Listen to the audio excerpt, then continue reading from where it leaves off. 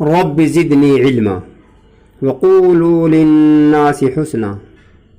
وہ زمانے میں معزز تھے مسلمان ہو کر، ہم خوار ہوئے تارک قرآن ہو کر۔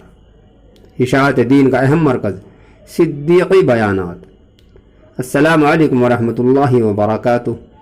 اللہ کرے کہ آپ سب خیر و عافیت کے ساتھ میں ہوں۔ اگر ہو سکے تو میرے لیے بھی خیر و عافیت اور صحت و تندرستی کی دعا فرماتے رہیے۔ الحمدللہ وکفا وسلام علی عباده الذین اصطفى، اما بعد۔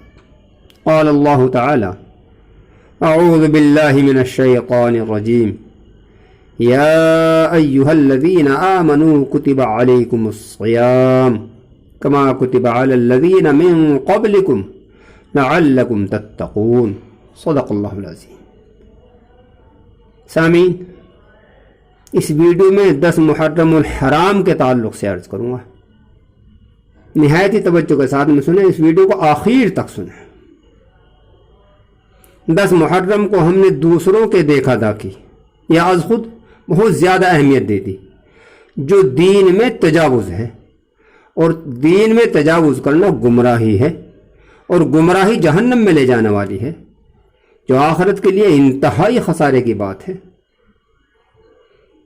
محرم الحرام میں تعزیہ نکالنا بہت بڑا گناہ ہے، اور بعض امور تو اس میں شرک تک پہنچ جاتے ہیں، جیسے تعزیے پر چڑھاوا چڑھانا، اس کے سامنے سر جھکانا، اس پر عرضیاں لٹکانا، مرثیے پڑھنا، رونا چلانا، وائے ویلا کرنا، نوحہ کرنا وغیرہ، یہ سب بہت بڑے بڑے گناہ ہیں۔ اس کے علاوہ 10 محرم میں خاص طور سے کھچڑ کا اہتمام کرنا یا شربت کی سبیل جاری کرنا وغیرہ، ان کا بھی اسلام سے، دین سے کوئی لینا دینا نہیں، یہ سب من گھڑت باتیں ہیں۔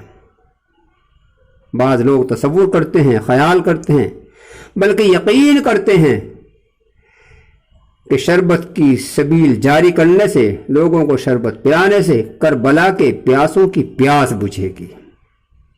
ان عقل کے اندھوں کو یہ دیکھنا چاہیے، یہ معلوم کرنا چاہیے، یہ معلوم ہونا چاہیے کہ کیا تمہارا یہ شربت ان تک پہنچتا ہے؟ اور اگر اسی کے ذریعے سے ان کی پیاس بجھتی ہے جیسا کہ تمہارا عقیدہ ہے، تو کیا پھر وہ پورے سال پیاسے ہی رہتے ہیں؟ یا پھر ایک دن پیاس بجھانے کا اتنا اثر ہوتا ہے کہ پورے سال ان کو پیاس ہی نہیں لگے گی؟ افسوس، صد افسوس کہ ہم نادانی کے سبب، علم کی کمی کے سبب، لا علمی کے سبب دین سے دور ہوتے جا رہے ہیں اور اپنی عاقبت کو خراب کر رہے ہیں۔ سنیے، محبوب رب العالمین، محسن انسانیت، رحمت للعالمین، نبی آخر الزمان، تاجدار عرب والعجم، ساقی کوثر، شافع محشر، شفیع المذنبین، امام الانبیاء رحمت للعالمین، احمد مجتبی محمد مصطفیٰ صلی اللہ علیہ وسلم نے ارشاد فرمایا کہ 10 محرم کو جو شخص اپنے گھر والوں پر کھانے پینے کی فراغت رکھے تو آنے والے 1 سال تک اس کی روزی میں برکت ہوتی ہے۔ غور کریں، محرم کی 10 تاریخ کو اپنے اہل و عیال کے اوپر اور دنوں کے مقابلے میں جو کھانے پینے کی فراغت کرے، زیادتی کرے، بہترائی کرے، تو آنے والے 1 سال تک اس کی روزی میں برکت ہوتی ہے۔ صرف اور صرف یہاں تک تو شریعت کی بات ہے، اس سے زیادہ جتنے بکھیڑے ہیں وہ سب لغو اور گناہ ہیں۔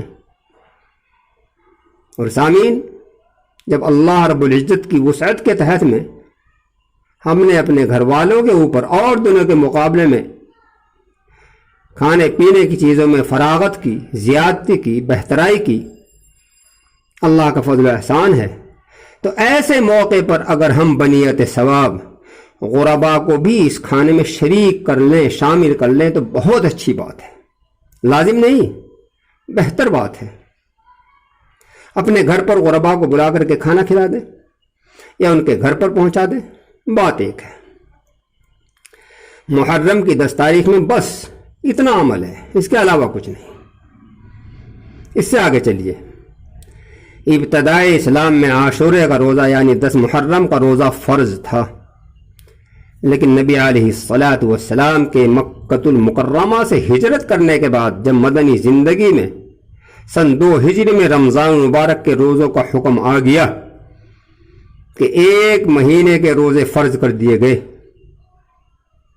اللہ رب العزت نے اعلان فرما دیا، اے ایمان والو تمہارے اوپر روزے فرض کر دیے گئے ہیں، اور یہی نہیں کہ صرف تمہارے اوپر کیے گئے بلکہ تم سے پہلوں کے اوپر بھی ہم نے روزوں کو فرض کیا۔ سامعین، ان کی نوعیت، ان کی مقدار کچھ بھی ہو، اور ساتھ ہی مزید یہ بھی اللہ رب العزت نے ارشاد فرما دیا کہ روزوں کا مقصد یہ نہیں ہے کہ تم بھوکا ماریں اور بس، بلکہ مقصد یہ ہے کہ اس عمل کے ذریعے سے تم پرہیزگار ہو جاؤ، متقی ہو جاؤ، اور تمہاری آخرت خوشگوار بن جائے۔ خیر، جب رمضان المبارک کے روزے فرض کر دیے گئے تو یہ عاشورہ کا روزہ ساقط ہو گیا۔ نبی آخر الزمان رحمۃ للعالمین تاجدار بطحہ آقا مدینہ حضرت محمد مصطفیٰ صلی اللہ علیہ وسلم نے اعلان فرما دیا کہ 10 محرم کا روزہ اب لازم نہیں ہے، ضروری نہیں ہے، اس کی لازمیت ختم ہو چکی ہے۔ البتہ اگر کوئی اس روزے کو رکھنا چاہے گا تو اس پر بڑا اجر و ثواب ہے۔ عاشورہ کا روزہ رکھنے پر خدا تعالیٰ گزشتہ 1 سال کے گناہ معاف فرما دے گا۔ تو خیر، اس طرح سے یہ روزہ مستحب کا درجہ رکھتا ہے، فرضیت کا نہیں، لازمیت کا نہیں۔ اور ساتھ ہی نبی علیہ الصلاۃ والسلام نے یہ بھی فرمایا کہ عاشورہ کا روزہ، 10 محرم کا روزہ یہودی بھی رکھتے ہیں، لہذا ان کی مشابہت سے بچنے کے لیے صرف 10 محرم کا ہی روزہ نہ رکھو، بلکہ اس کے ساتھ میں 1 روزہ اور ملا لو۔ 10 کے ساتھ میں 11 کا یا 9 کا روزہ رکھ لو۔ زیادہ بہتر یہ ہے کہ 10 کے ساتھ میں 11 کا روزہ رکھیں، اس لیے کہ مشابہت بڑی خطرناک چیز ہے۔ فرمایا محبوب رب العالمین علیہ الصلاۃ والسلام نے کہ جس قوم کی مشابہت کرو گے قیامت کے دن انہی کے ساتھ کھڑے ہوگے، قیامت کے دن انہی کے ساتھ رہو گے، قیامت کے دن انہی کے ساتھ تمہارا حشر ہوگا۔ من تشبہ بقوم فہو منہم، کما قال علیہ الصلاۃ والسلام۔ تو خیر، اس طریق سے صرف 1 ہی روزہ رکھنا مکروہ ہے۔